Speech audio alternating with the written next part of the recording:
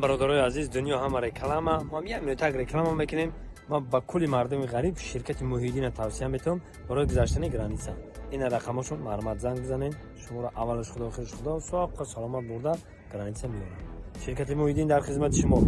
برین تماشا.